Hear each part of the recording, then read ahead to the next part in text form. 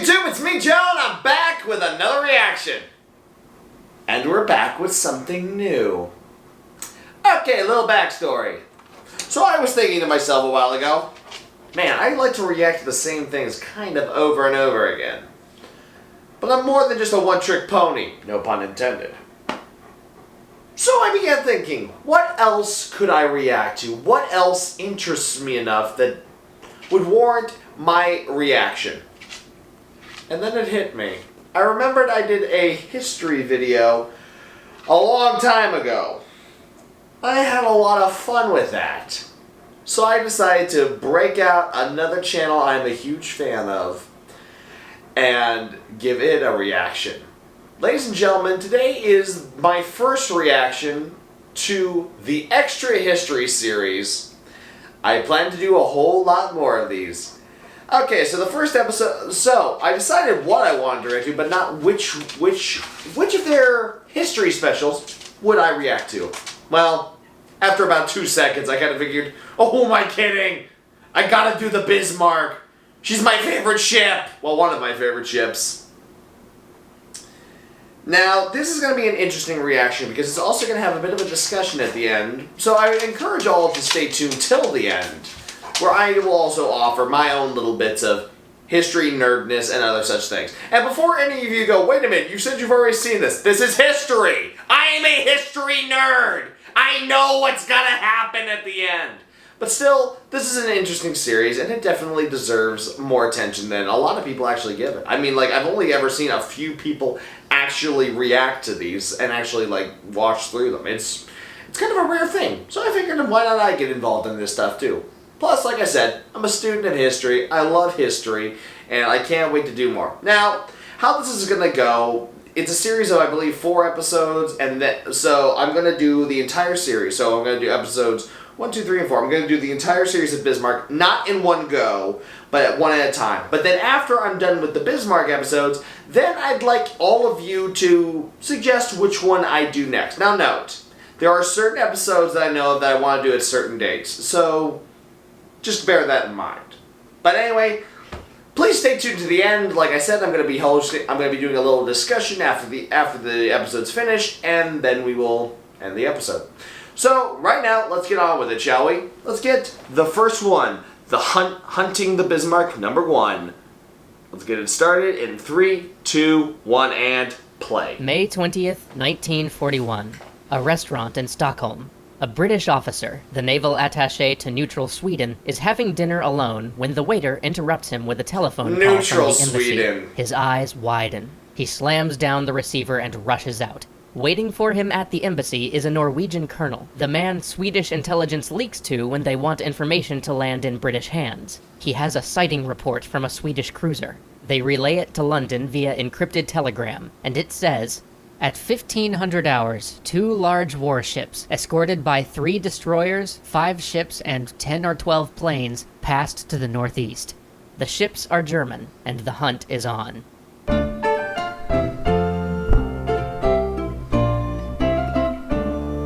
Love this episode series. is sponsored Love by this Wargaming. whole Download World of group. Warships and use the code EXTRA1 Not for free sponsored, goodies. this is just their Link in the sponsorship. description.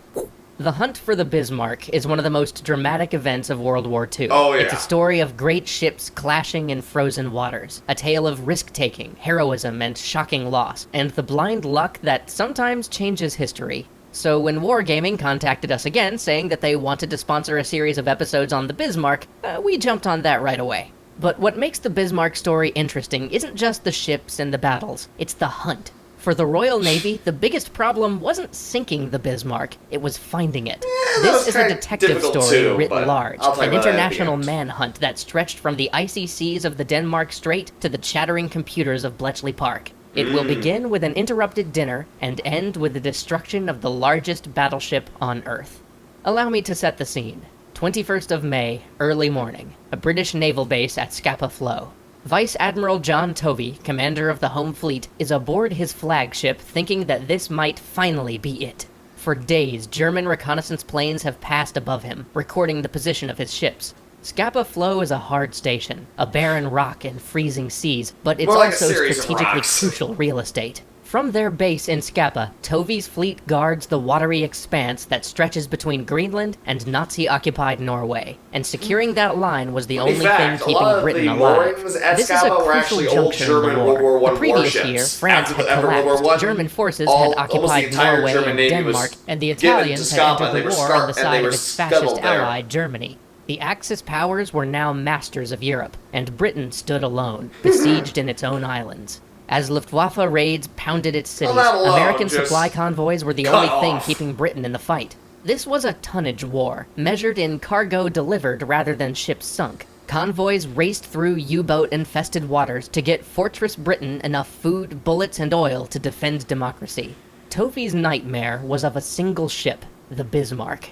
British intelligence had been building a file on her for some time, even attending her launch in 1939 and monitoring her sea travels via air and signals intercepts. They still didn't know everything. They didn't know how fast she was, her crew complement, or what new technologies she had, but they did know that she was enormous and advanced, outfitted with both heavy armor and 15-inch guns that could sink near anything the Royal Navy could throw at it. But the British also knew that Bismarck was more than a ship. She was a political statement. Hitler had jump-started Germany's economy with public spending, including a focus on military rearmament. The Bismarck was a visible symbol of Germany's one of the first ships ever to have, like, radar nation with a 100% employment rate, provided you didn't count the Jews and the women forced out of the workplace. And at over 40,000 tons, Bismarck was also a flagrant violation of post-World War I treaties that limited the size of Germany's naval vessels. This ship celebrated the Nazi success and proclaimed their warlike intentions.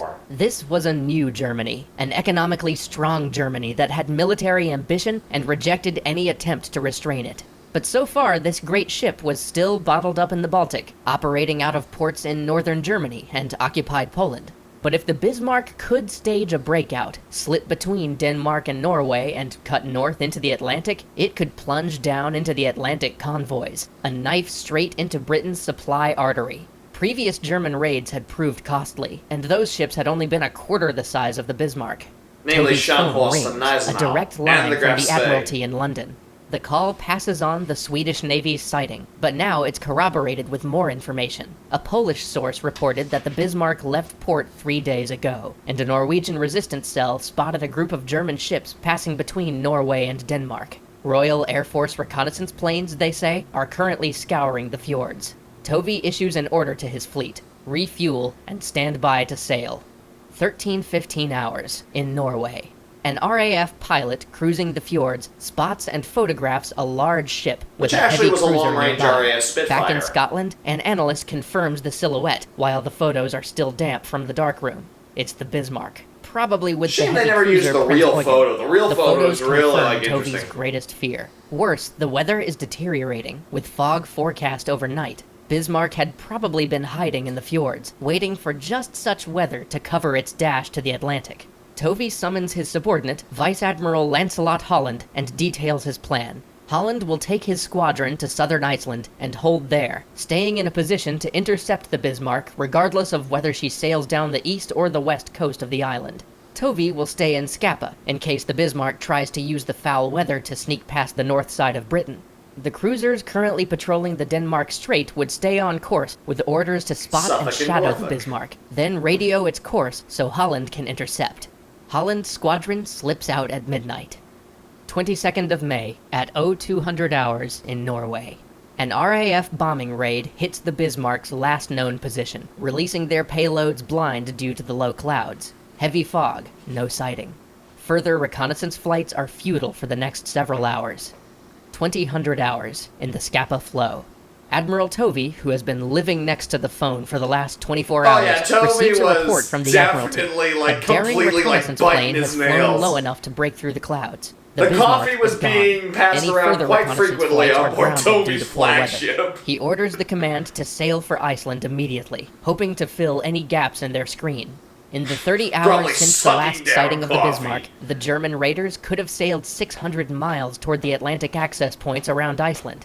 As Tovi leaves port, he radios Holland to say that Bismarck is heading his way, and that the fleet must maintain radio silence. The Bismarck has slipped through the first net. It must not slip through another. 23rd of May, 1922 hours. The Denmark Strait. Two sister cruisers have been searching the icy, mine-filled waters of the Denmark Strait for 50 hours, ever since the Bismarck was last spotted, when a lookout sees two ships emerge from a snowstorm. He thinks they're British at first, but a second glance sends him scrambling. It's a German battleship, and only 7 miles away, well within the killing range of its 15-inch guns. The ultimate bring me my brown The officers pants below moment. abandon their pre-dinner sherry. Running feet pound the deck. The cruiser turns hard over and makes for the fog, its 8-inch guns useless against the steel behemoth. For 3 agonizing minutes, the crew waits for incoming shells as their little ship slowly takes cover in the mist. The Bismarck's shells those 15-inch never arrive. guns would have shredded those herself, cruisers. the cruiser stalks its quarry through the fog and the rain, deploying its most effective weapon, a sensor array. These cruisers may not have heavy guns, but they are outfitted with advanced systems that allow them to track enemy ships believe it or solely not, by radar wasn't as, a feat never achieved before. really passed the cruiser around radios its sighting as much reports as to her a lot sister of ship movies, 15 miles south, who relays it to the really rest wasn't of the fleet that and wasn't rushes to on join every the ship pursuit. until An way hour later in the war. I passes. think around 20-30 hours, 1943, the early Denmark Strait. 1944. Over-eager and heading at speed, the second cruiser plunges through a fog bank to find itself nearly head-on with the Bismarck, 6 miles away and closing at 30 knots. Engines Her back captain full! orders the helm hard to starboard and deploys a smokescreen, braking for the mist. This time, the Bismarck is quick on the draw. A salvo of 15-inch shells lands behind the vessel's stern, rattling it with metal splinters. Another shell lands 50 yards short and skips like a stone over the bridge. But the cruiser escapes, shrouded in mist. The twin cruisers, a little wiser and a bit more careful, fall in behind the Bismarck and the Prince Eugen, staying out of sight but within the 10-mile range of their radar arrays, quietly broadcasting Bismarck's position to the fleet. 2100 hours. That's the still within interception range. fleet I'll get at to Denmark why Strait. Bismarck's not shooting in a few Admiral minutes. Holland's battlecruiser force plunges towards the Bismarck. There are rough seas and snow flurries in the strait, with waves so high that their destroyer escorts are getting submerged and have to pull back. Destroyers will do little good anyway. Holland knows. This will be a 2-on-2 battle of capital ships. At his disposal, he has the newest ship in the British fleet, the Prince of Wales, The brand and his spanking new. flagship, the pride of the Royal Navy, the HMS Hood. The Hood has been called the most beautiful ship afloat. She is. Between the She wars, was. she had circumnavigated the globe as a symbol of British invincibility. She's the star of fleet reviews and propaganda reels. Many of her crew got their first taste of Navy life by seeing her at holiday parades or through childhood tours of her deck. She is the beloved, the unsinkable, the mighty Hood. And she is steaming towards destruction. Join us next time for a clash of flagships, a wounded giant, and a 3-word order that will echo throughout naval history. The hunt begins. Alright, now like I said, I'd actually do some talking after this and discuss some cool little facts that weren't exactly covered in this. Now, Bismarck. She was completely... I know everyone gives the Yamato, or even the Iowas, as, the largest battleships ever built. Well, not really. You see, the Yamato was bigger by mass, but Bismarck, I think, was longer. She just beat out Yamato by a few feet. And as for the Iowas, they weren't the largest ships, and that was actually a reason why they were built the way they are. Most American warships, up until the development of the supercarriers, were always constrained by one big thing, and that's the Panama Canal. Most ships had to be able to pass through those canals. That was the biggest requirement for military planners in the United States. So the Iowas, though massive, they're not as big as Bismarck, strictly because of that one big thing, the Panama Canal. Now, as for new technologies, like I said, Bismarck was advanced, very advanced. She had the newest tech that was available at the time. The most impressive was the new radar range finding for her guns. You see, back in the day, and with most ships in early World War II, range finding was used by basically 2 giant telescopes And in each and so a guy would look through this long T-shaped object. Both sides, it was basically a huge telescope with slits open at the side so a person could look out. And inside, you'd look in this, and there would be a box, and on the box there would be two images, and they would appear off-centered. And what the guy would do was crank a handle at the bottom and to get those two sides to focus and match up perfectly. And once they were matched up, the guy would look down at the knob, and there would be the range right there, and he would relay that to the guns.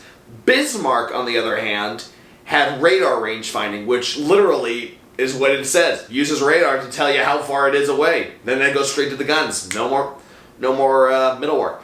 But like I said, when the cruisers are now shattering her, they're in the they're at 10 miles limit, but that's still well within range. That's well within range for Bismarck. I think she had at least a range of at least maybe 20 miles. So they are well within. I know that she could fire at least 15 miles away. But why isn't she firing? Well, actually, because of a little fact that not a lot of people found out about. When Bismarck was on her way to the Denmark Strait, she actually test fired her guns. And the guns were so powerful, it actually knocked the radar offline. It was so powerful, it disabled her own radar. So she had to go back to the old-fashioned way of doing it. But don't get me wrong, you'll see that regardless of whether or not she had her radar or not, you'll see how accurate her guns are. Now, as for Hood, well, we all know what happens. If you don't know what happens, pick up a history book, seriously.